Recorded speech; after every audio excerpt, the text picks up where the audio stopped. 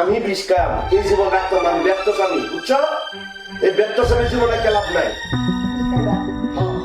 একটা নাটক হঠাৎ করেই হয়ে গেল সিনেমা, আর সেই ঘটনাকে ঘিরেই এখন তোলপাড় ঢালিউড। 2 বছর আগে ছড়িয়ে পড়েছিল চিত্রনায়িকা মৌসুমী আর নির্মাতা হাসান জাহাঙ্গীরের বিয়ের গুঞ্জন। তখন অনেকেই ভেবেছিলেন এটা শুধুই গসিপ, কিন্তু এবার সেই পুরনো আলোচনা নতুন মোড় নিয়েছে কন্ট্রাক্ট ম্যারেজ নামের একটি প্রজেক্টকে ঘিরে।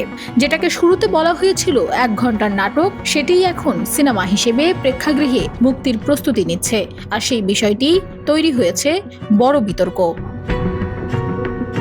অভিনেত্রী মৌসুমীর অভিযোগ, তাকে না জানিয়েই একটি নাটককে সিনেমা বানিয়ে সেন্সর বোর্ডের ছাড়পত্র নেওয়া হয়েছে। তিনি স্পষ্টভাবে জানিয়েছেন, হাসান জাহাঙ্গীরের সঙ্গে তিনি কোনো সিনেমায় কাজ করেননি, শুধুমাত্র 2টি নাটকে অভিনয় করেছিলেন। আর সেই নাটক কিভাবে সিনেমা হয়ে গেল, সেটাই এখন বড় প্রশ্ন।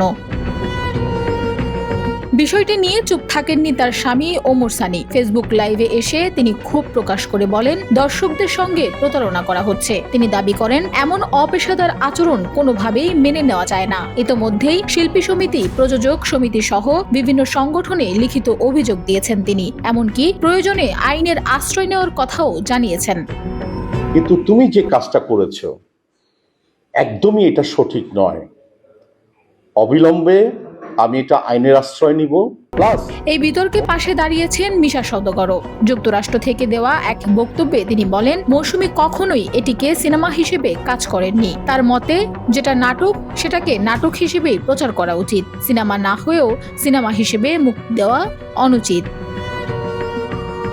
সব মিলিয়ে কন্ট্রাক্ট ম্যারেজ এখন শুধু একটি সিনেমা নয়, বরং এটি পরিণত হয়েছে চলচ্চিত্র অঙ্গনের বড় এক বিতর্কে।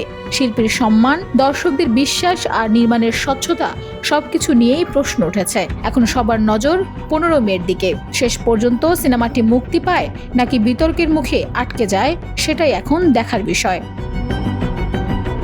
Desk report, Bangladesh bulletin.